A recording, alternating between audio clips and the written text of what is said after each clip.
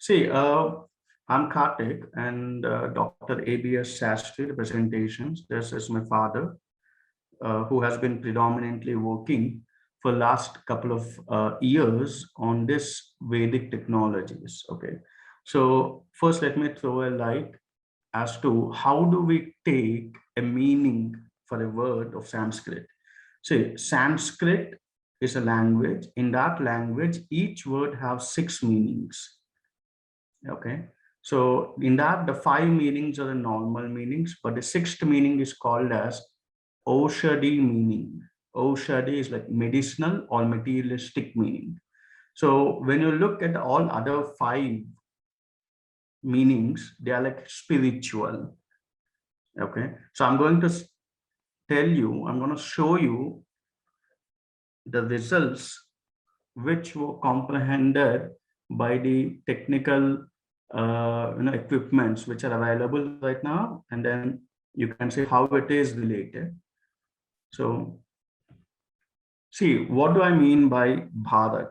First of all, if you ask any Indian, why is your India called as Bharat? They say, oh, you don't know, previously, some centuries ago, there was a king named Bharata. He used to rule the world. The name of the king was Bharata. So that's why our land is named as Bharat. Okay. But that is like one meaning of it. But what is the actual meaning of Bharat? See, you have to divide the words. Bha. In Bha, the meaning of Bha in Sanskrit is knowledge, or light, splendor, all those things. And Rata is devoted, delighted. So the meaning of this is the land which is devoted, okay, in knowledge. That is what is called as Bharat. Okay, so this is how we have to interpret the language. So see, for example, you take Oxford Dictionary and you see the word set, S-E-T, that is the largest meaning word in Oxford Dictionary. You have many, meanings for the word set. So you have to have an idea as to when to appropriate use set at what time, right? So I mean, I know in America, most of the people in US, Europe, and they say, or they say, everything became a synonym for the ass has become a synonym for many sentences, right? So that's how, I mean, see, one word will have many meanings. So you have to take which word and what meaning is applicable at that context. This is very important when you're doing research, right? Now see, what do I mean by the word Veda? Veda was originated from Vid Dhatu. Vid means that which educates, knowledge. So Vedas are text which educates you. Very good. Now, how do they educate us? All the people who study Vedas, so we call them as Chaturveda. Chaturvedis we call them. People who studied all four Vedas are called as Chaturvedis. If you ask them, boss, what does the Vedas give you? They say Vedas give you spiritual enlightenment. Oh, really? So what do you mean by spiritual enlightenment? So all the people who studied four Vedas at the end of their life, they are becoming gods, demigods, at least quasi-static gods. No. So what is that we are going to achieve? What do you mean by spiritual enhancement? Okay. So spiritual enhancement is kind of like introspection. Now, apart from that, there is something called as materialistic aspect of Vedas. Okay, now this is what we have started working on a couple of years ago. Now see, when you look at Vedas, Vedas are predominantly divided into two. They are Nigama and Agama. So Nigama are the Vedas which have science in it, and Agama are the Vedas which have technology in it. Please bear with me for 2 minutes. I'm going to take you into that. Okay. Now, somebody asks, what does your Veda talks about? What does it talk? It has four Vedas. You have, what does it talk about? So in one sentence, it is given as the Veda has Anuraniyan Mahato Mahiyan. From atom to universe, Vedas explain everything. Oh, please stop this. You're all like telling myths. You're telling something which does not really exist. No, it is that we have to have an eye to look at it. Okay. So now somebody says, if Vedas really have science and technology, then why doesn't we can do that today? Right? If your Vedas really have a Vimana, why can't I do a Vimana right now? That's the question we get. That's true entirely. But we have to have somebody who can decipher that technology or the words which are used to make an aircraft. For that only we are telling every Vedic word has 6 meanings. The last meaning which is there is called as Oshadi meaning. Now, if you go to a normal Sanskrit uh, scholar and ask what do you mean by Oshadi, he says it's a medicinal value. No, Oshadi also means material. Okay, so it's also a material meaning. Clear? Now, in Vedas only, the Vedas describe the universe as, matter and energy, stira and astira, moving, non-moving. This is what Vedas has said.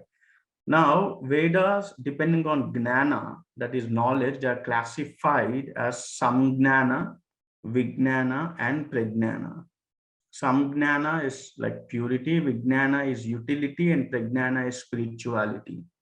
So if you ask any Vedic scholar about Vedas, he can only talk about Pragnana part of it, but not the Vijnana and Samgnana part of it, right? So, see, as I said, Vedas, you have like Padartha and Shakti. Vedas has described two things. One is Padartha, the other one is Shakti. So matter and energy. Further, Padartha is divided into two. Stavara, immovable, Jangama, movable. Immovable matter and movable matter.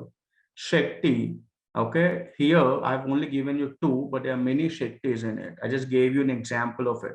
Jyotir Brahma, light energy, and Sabda Brahma, sound energy.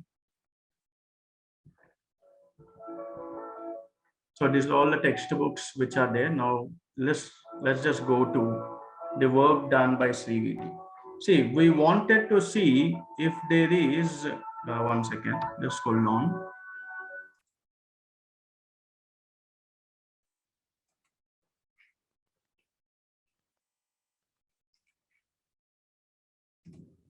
Yeah.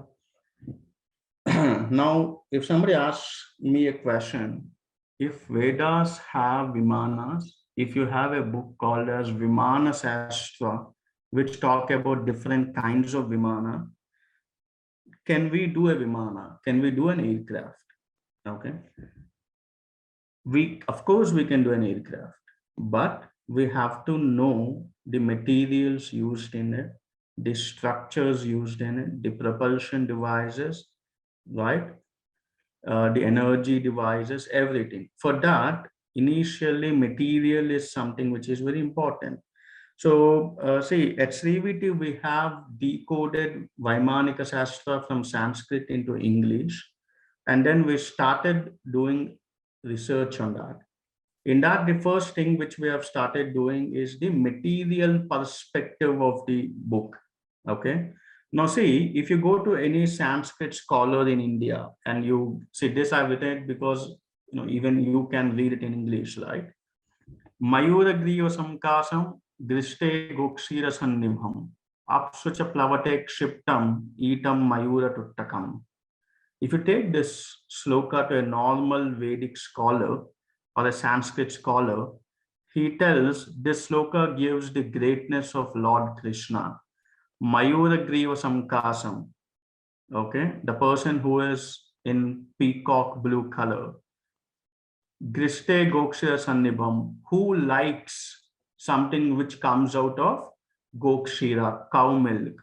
Griste Gokshira. That means if you just, you know, the thing which comes out of cow milk, we generally say it as butter, right? So butter. So a person who loves butter. So basically, this two lines which are there, you go to any Vedic scholar, he tells that this talks about Lord Krishna and his greatness. But let's see the Oshari meaning of it, the materialistic meaning of this. Apsucha plavate kshiptam etam mayura tuttakam. See, the word mayura tuttakam, which is there, mayura tuttakam, this is copper sulfate pentahydrate. Okay. Apsucha plavate kshiptam. That means if you take copper sulfate pentahydrate, you dissolve it in which one? Gokshira sannibham.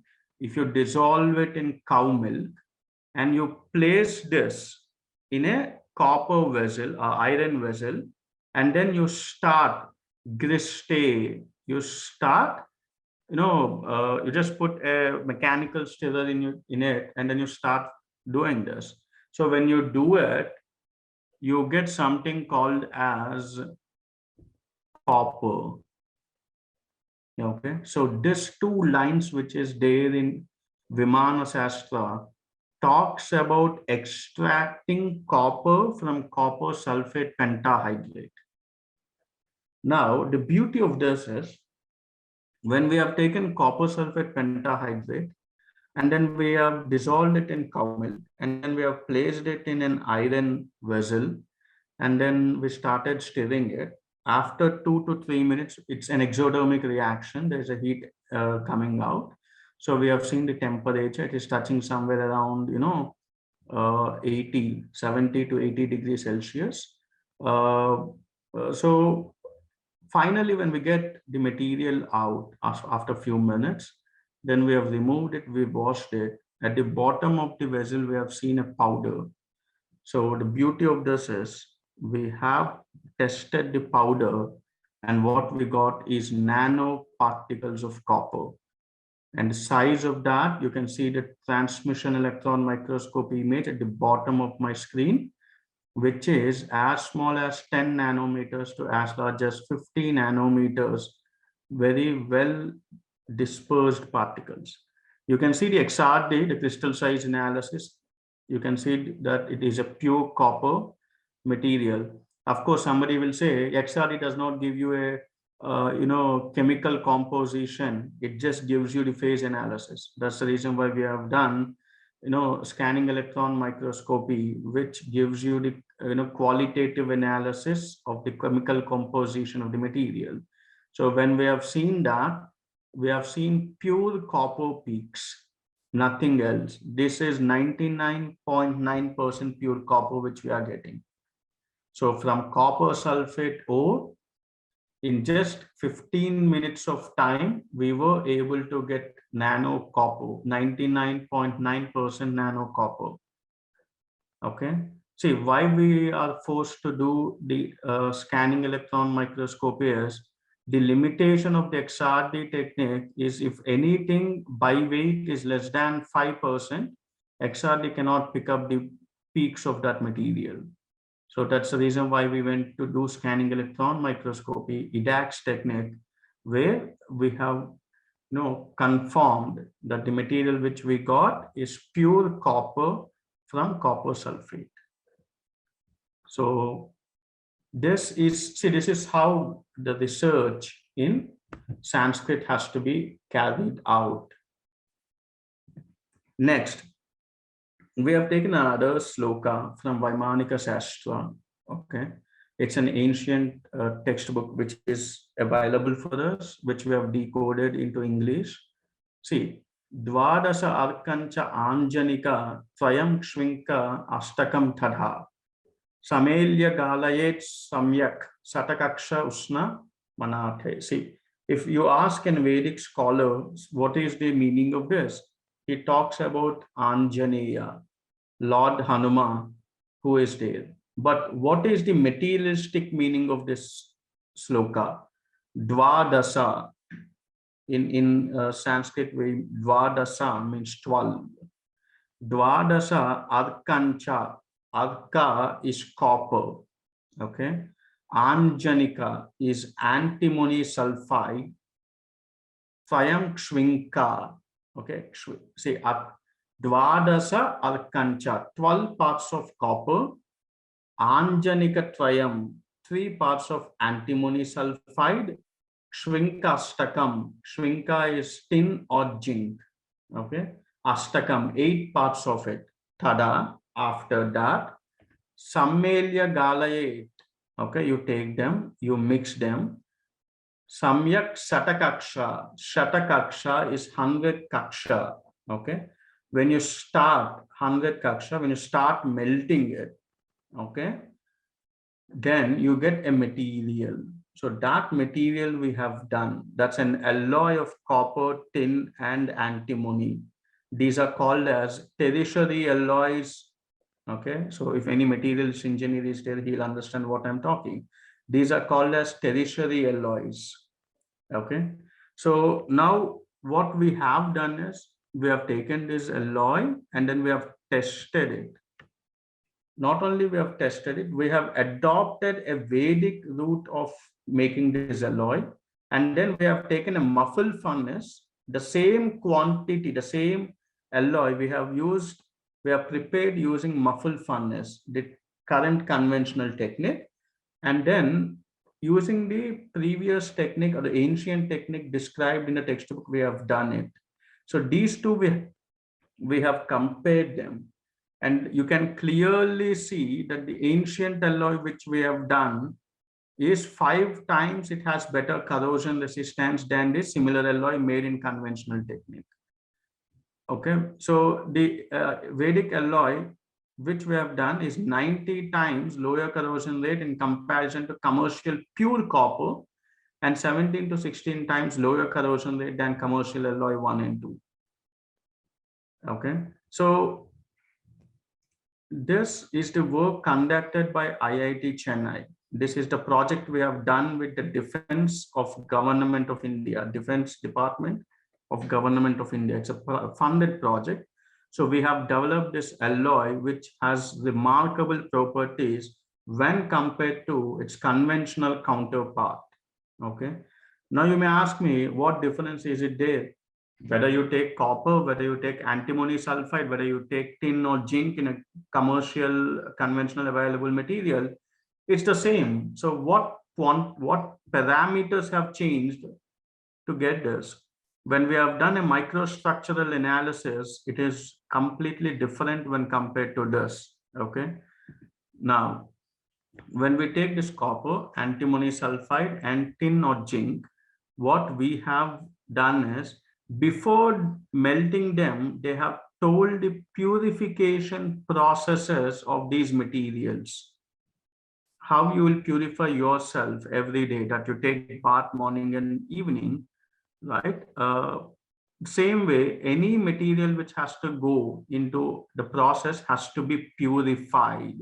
So we have a purification techniques which we have adopted, and that purified material we have used to develop the ancient alloys or Vedic alloys. Right? Now, this is another sloka. This I didn't give you in English. You have to excuse me for that. Okay. But then we were basically talking about your tin oxide and zinc oxide. Okay, SnO2 and ZnO2, SnO, combinations we are talking about. This is the work again we have done for defense. You can see the XRD images of tin oxide and XRD of zinc oxide, and also the electron microscopy images of that. If you see, we have got the materials of nano sizes, nano materials we got, nano tin oxide and nano zinc oxide. See, these are the projects which we have done so far for various funding agencies. Now, these, see, not only that, we have taken the materials which we have developed into the practical application. We have taken the nano copper alloy, which we have done, and we have used in developing the ship bottom coatings, anti-fouling and anti-corrosion coatings. These are the experiments which we have done. We have taken that copper, which we have developed using the Vedic route. We have coated this, and this is the results which we got. So we are now trying to commercially produce them in a large scale. Now, not only that, since copper has a antibacterial properties, we have taken the nano copper which we have developed and ball milled nano copper, and we have conducted the antibacterial studies. And our nano copper which we have done using Vedic roots has given a very good antibacterial activity when compared to the ball milled nano copper. So, and the beauty of this nanocopper which we have done is it has inactivated the E. coli to 99%. Okay, and we have done with gram positive and gram negative bacteria as well. This is the antibacterial fabric which we are developing for hospital applications using the nanocopper which we have developed. We have used the ASTM standards for testing the material. And we have seen that even after 7 washing cycles, the zone of inhibition has reduced from 1.9 centimeters to 0.6. So zone of inhibition is, it's like an area around your body through which your bacteria can enter. So after 7 washes, still there is a zone of inhibition of 0.6 centimeters. Now, these are all the experiments which we have done. I'm not going detail into that. Okay, now somebody is interested in mercury. Let's talk about that. See, where does this mercury concept comes? In your mythology, there's something called as Midas touch, right? You have studied about Midas touch. The king who touches anything turns into a gold. So he starts touching his own daughter. He wants to hug his own daughter. The daughter, turns into gold statue. Now, how is it possible? Just by touching anything will become anything. So that means we are talking about a proton conversion, not an electron removal or electron adding. So we're not talking about cations, anions. We are talking about your subnucleons. Nucleons change here, right? So how is that happening without doing high energy experiments? Okay. See, this is the reference where we got about this mercury. Okay. See, Manatraushade Prabhavena Vipra Aprahatagatit Yojanam Sahasram Hi Divadhena Vrajam Yaham. So what this sloka tells you is, see, it seems somebody has asked a Brahmin, how are you able to travel this much in a very tender age? You are able to travel the whole world. How is it possible? You're of very small age, you're a very young age guy. So he says, I have the help of mantra and aushadi. Just in half a day, I could travel 1,000 yojanas. 1 yojana is 8 kilometers. So in half a day, this guy can travel 8,000 kilometers. Okay, so if you calculate, he'll be traveling with a speed of light probably. But then, how is it possible? See, he clearly used with the help of mantra and aushadi. So this is what got our attention. So we started taking different Puranas and Itihasas, not only Vaimanika Shastra, every other thing we have started doing it. And then we have we have taken Narada Maharshi, okay? Narada Maharshi has told the purification process of mercury, and then how do we use this mercury, okay? So what Narada Maharshi told us, there are 18 steps of purification for mercury. Anybody who uses mercury should perform the 18 processes which was told. So what is that 18 processes? You can see it: purification, boiling, rubbing, installation, sublimation, confinement, restraint. So see, the beauty of this is at the 12th stage, 12 steps of purification, if you do, you get something called as anti-gravity material. Okay. And 18 process, if you complete, 18 processes of purification, if you complete, you get something called as Amruta. That means if you consume this 18th purified mercury, you will become eternal. Okay. So that's what, when 12th process is completed, see how he has given it in his text. Charanti Rasumrat Reshitikagnat. That means mercury moves like an earthworm. Okay, when 12th process is completed, this is the sentence he has used in this Purana. So when somebody is using mercury in India, you go to any Ayurvedic doctor, any Rasasastra expert, anybody is using mercury in India, we will not use the unpurified mercury. We will do the purification process for that mercury, and then we are going to use it. Right? So now, excuse me. See, I told you, right? Midas touch. Does it have anything to do with mercury? Of course. If you do 16 processes of mercury, you can see it is called as Dritibhanda. That means you can convert one form of material to another form. Copper to gold, silver to gold, even iron to gold you can convert. Okay. How does this happen? This is something which we are to research upon. But let me tell you one thing, we have achieved until 8th process of purification in our institute. And the mercury which we got is, we say this is a live mercury. You, at room temperature, this mercury will be in solid state. At room temperature, the mercury will be in solid state. This is also called as, bandhana. Okay, mercury, we have made it into solid, so it is unmovable now. We have stopped the movement of the mercury. This is what it is.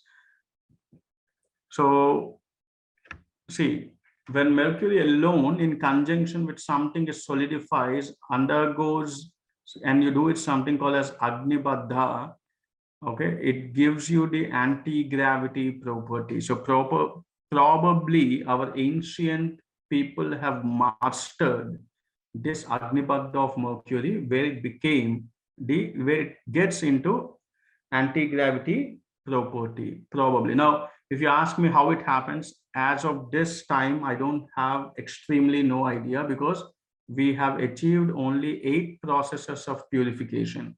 We have to come to 12th process of purification to know what actually is going to happen. Now you may ask, okay, let me complete this. Anyhow, see, this also, Maharshi Patanjali in his book Loha Shastra has described solidification of mercury in flying in sky, which is called as Akasa Gamana. So, see, most books of Rasa Shastra indicates 8 to 18 mercury purification processes. Beyond 18 processes, there are several other intricate purifying processes known to Maharshis, Siddhas, and ascetics, and so on. Hence, 24th process, Rudran, is one of the lost technology. Now you understand why Lord Shiva is called as Rudra, because Rudra, Lord Shiva, we say, is an eternal God in our culture. The supreme God is Lord Shiva. So the other name for him is Rudran, Rudra. So, excuse me, he's an eternal God. So that means after 24th purification process, you can become eternal like him. But then we don't have that technology. We don't know how we have to do it. Now you may ask me, why don't we know it? Because we don't have the texts which are there, which gives us that method of purification. That is a lost technology which we have to revive. So once we revive it, at least we do 18 processes, we can, after 12th process, we can get anti-gravity properties. But somewhere we have lost it. So we are trying to get those texts which talks about the other purification techniques also. It's still a research which is going on. So with this, I think I'll make a stop, because I might have given so much of technical information.